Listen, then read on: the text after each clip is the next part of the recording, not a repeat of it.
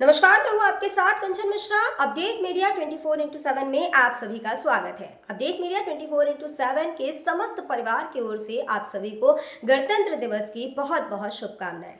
यह दिन हमारे देश की स्वतंत्रता, समानता और भाईचारे का प्रतीक है। 26 जनवरी 1950 को हमारा संविधान लागू हुआ था, जिसने हमें लोकतंत्र में अपने अधिकारों और कर्तव्यों का बोध कराया। हमें गर्व है कि हमारे संविधान ने हर नागरिक को समानता, स्वतंत्रता और न्याय का अधिकार दिया है। यह दिन भारत के संविधान लागू होने की याद में मनाया जाता है। भारत का संविधान 26 जनवरी 1950 को लागू हुआ था। इस दिन दिल्ली के राजपथ पर परेड और झांकियां निकाली जाती हैं। भारत के राष्ट्रपति तिरंगा फहराते हैं और 21 तोपों की सलामी दी जाती है। आओ झुककर सलाम करें उन्हें जिनके हिस्से में ये मुकाम आता है। खुशनसीब होता है वो खून जो देश के काम आता है। ना पूछो जमाने से कि क्या हमारी कहानी है, हमारी पहचान तो बस इतनी है कि हम सब हिंदुस्तानी हैं। ना जियो धर्म के नाम पर, ना मरो धर्म के नाम पर, इंसानियत ही है धर्म वतन का, बस जियो वतन के नाम पर। एक बार फिर से आप सभी को अपडेट मीडिया 24x7 के समस्त परिवार की ओर से गणतंत्र दिवस की बहुत। भारत का गणतंत्र दिवस 26 जनवरी को क्यों मनाया जाता है? जैसा कि आप जानते हैं कि गणतंत्र दिवस हमारा राष्ट्रीय पर्व है जो 26 जनवरी को मनाया जाता है। हर साल गणतंत्र दिवस के दिन भव्य परेड का योजना बनाया जाता है जो इंडिया गेट से राष्ट्रपति भवन तक होता है।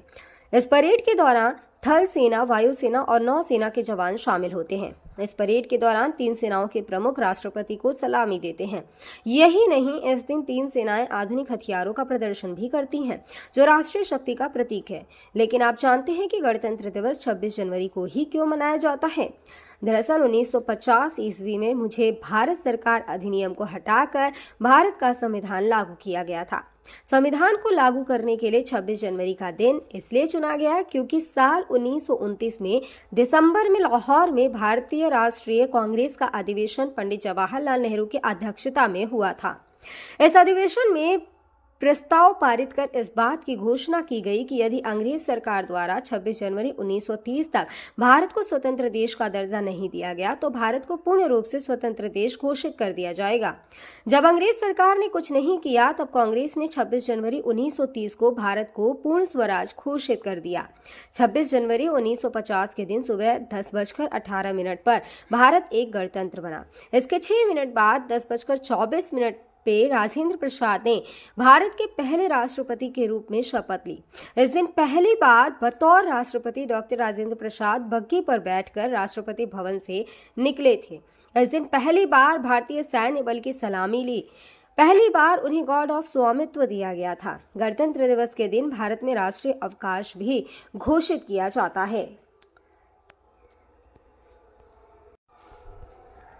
यह हमारे देश के लिए बेहद ही खास पर्व है। साथ ही यह हमारे लिए बेहद ही गर्व का विषय है कि हमारे राष्ट्र को एक गणराज्य के रूप में स्थापित हुए 76 वर्ष पूरे हो चुके हैं।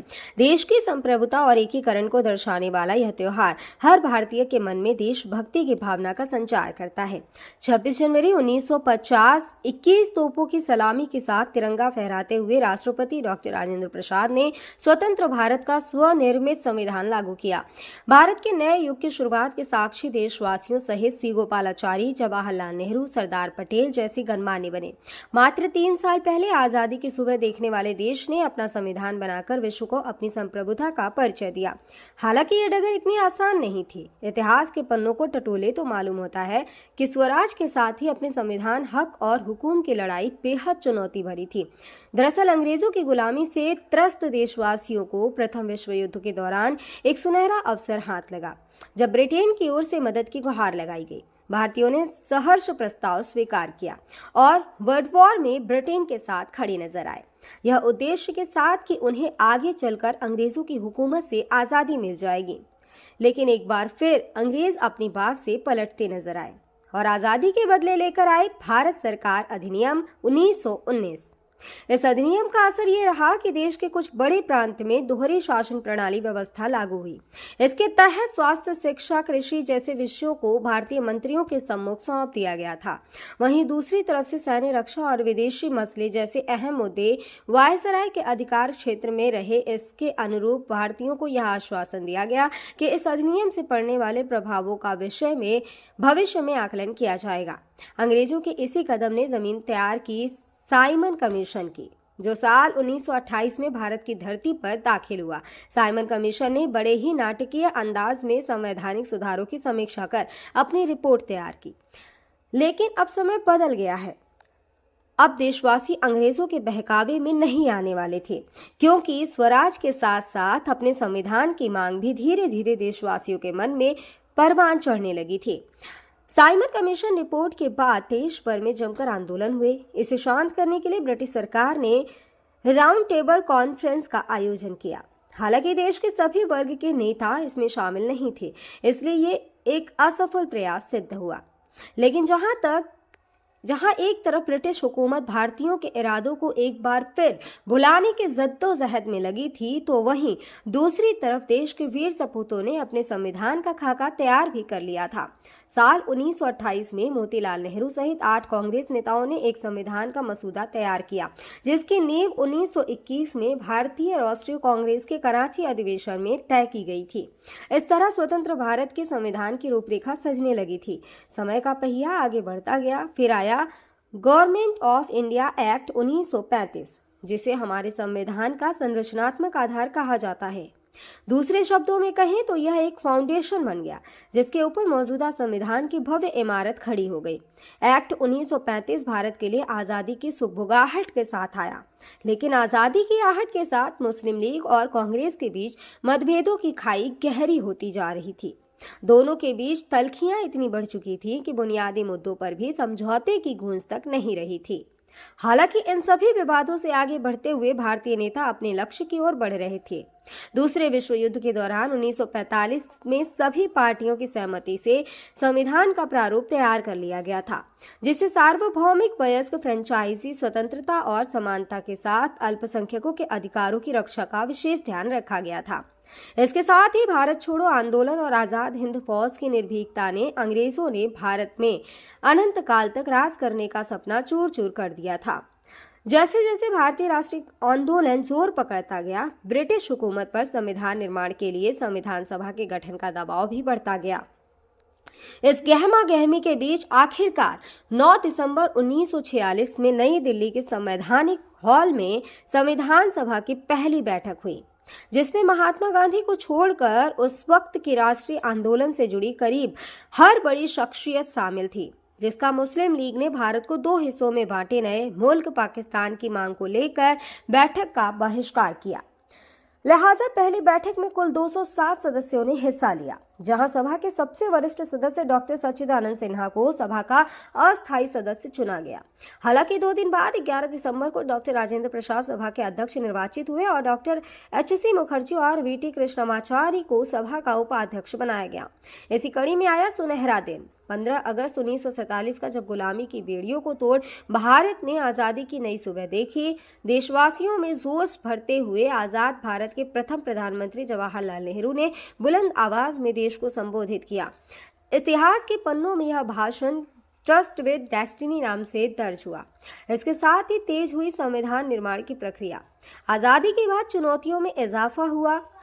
संविधान पर सामग्री की कमी थी, लेकिन उसका सही चयन और उचित व्याख्या का काम बहुत जटिल था। बी.एन. राव द्वारा तैयार किए गए संविधान के प्रारूप पर विचार विमर्श करने के लिए संविधान सभा 29 अगस्त 1947 को एक संकल्प पारित करके प्रारूप समिति का गठन किया।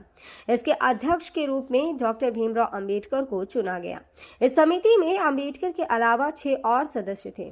संविधान निर्माण के दौरान कई अहम फैसले लिए गए, जिसके राष्ट्रमंडल के समूह में भारत की सदस्यता, राष्ट्रध्वज का चयन, साथ ही राष्ट्रगान और राष्ट्रनीति का चुनाव शामिल था। यहाँ दिलचस्प बात यह है कि संविधान में सबसे पहले नंबर पर आने वाली उद्देशिका सबसे अंत में पारित हुई। संविधान अगर राजनीतिक असंवैधानिक दस्तावेज है, तो पीएमएल एक ग्रंथ को दार्शनिक नजरिया प्रदान करती है। डॉक्टर भीमराव अंबेडकर की अगुवाई में संविधान निर्माताओं ने 60 देशों के संविधानों का अध्ययन किया। 4 नवंबर 1948 को संविधान का अंतिम प्रारूप पेश किया। संविधान तैयार करने के बाद मुश्किल खड़ी हुई कि इसे सुंदर अक्षरों में पिरोकर कैसे संजोया जाए।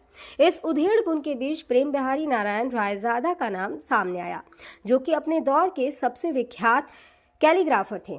उसके बाद भारत का संविधान प्रेम बिहारी नारायण रायजादा सुलेख फॉन्ट में लिखा गया। उसके प्रत्येक पृष्ठ को नंदलाल बोस के मार्गदर्शन में शांति निकेतन के कलाकारों द्वारा अलंकृत किया गया। इस तरह कुल 2 साल 11 महीने और 18 दिनों में विश्व के सबसे बड़े लोकतंत्र का स्वनिर्मित संविधान बनकर तैयार हुआ। आधिकारिक तौर पर 26 नवंबर 1949 को संविधान को पारित किया गया, जिस पर संविधान समिति के 15 महिलाओं सहित 284 सदस्यों ने हस्ताक्षर किए। वहीं संविधान लागू करने के लिए 26 नवंबर को चुना गया, क्योंकि 26 जनवरी 1930 को भारतीय कांग्रेस के लाहौर अधिवेशन में पूर्ण स्वराज का प्रस्ताव रखा गया था। इतिहास में इसे प्रथम स्वतंत्रता दिवस के रूप में भी जाना जाता है। यही कारण है संविधान लागू करने के लिए भारत के प्रथम स्वतंत्रता दिवस यानी 26 जनवरी को चुना गया। 26 जनवरी 1950 दिल्ली की सर्दी को देशभक्ति मात दे रही थी, जब राजगोपालाचारी ने अपने शब्दों में भारत को संप्रभु लोकतांत्रिक गणतंत्र घोषित किया। इसके बाद डॉक्टर राजेंद्र प्रसाद को भारत के पहले राष्ट्रपति की शपथ दिलाई गई।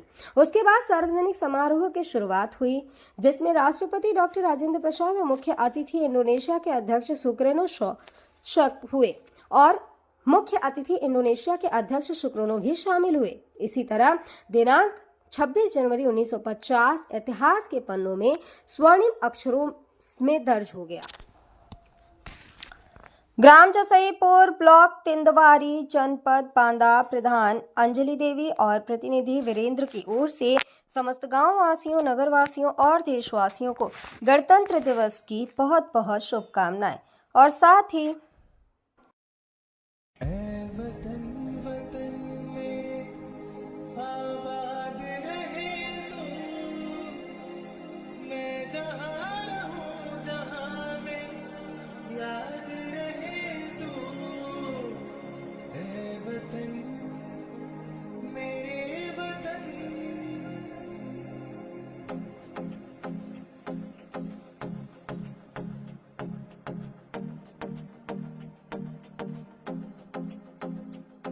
मेरा रंग दे,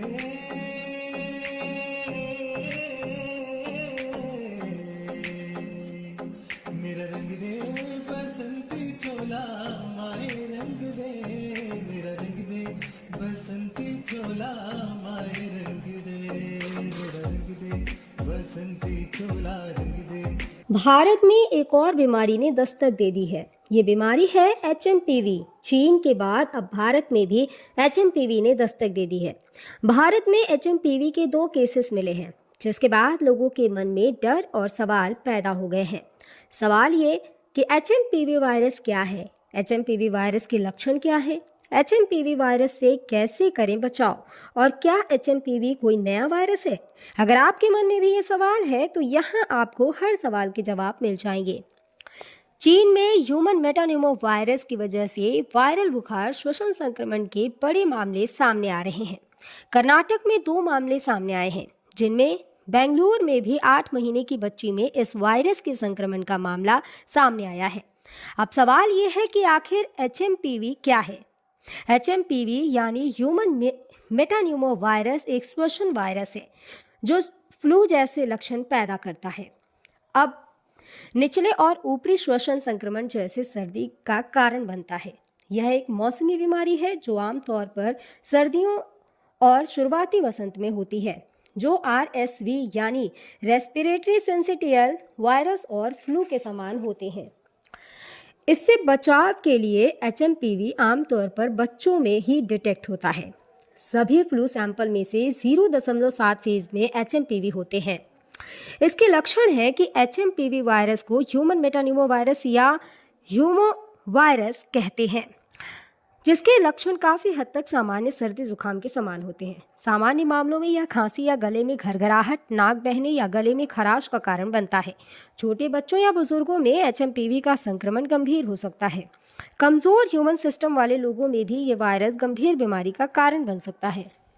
कहा जा रहा है कि इस वायरस से संक्रमित मरीजों में सांस लेने में दिक्कत और फ्लू जैसे लक्षण दिखाई दे रहे हैं। इसके इलाज के लिए ज़रूरी है कि इसमें सबसे ज़रूरी होता है कि अगर आपको HMPV के होने का संदेह होता है या इस तरह के कोई लक्षण आपको नज़र आते हैं तो बिना डॉक्टर के सलाह के कोई भी एंटीवायरल दवाओं का इस्तेमाल ना करें। सांस की बीमारी से जुड़े एक्सपर्ट ने लोगों को मानव मेटान्यूमो वायरस से लड़ने के लिए एंटीवायरल दवाओं का आंख बंद कर उपयोग न करने की सलाह दी है। ऐसे में सावधानी बरतें और बिना डॉक्टर के सलाह के कोई भी दवा न लें। फिलहाल इसका कोई टीका अब तक नहीं है। इसके लक्षण जैसा हम पहले ही बता चुके हैं कि सर्दी जुकाम होते हैं। 2023 में England, Britain, Finland, Australia, Canada, America और चीन में एचएमपीवी का पता चला था।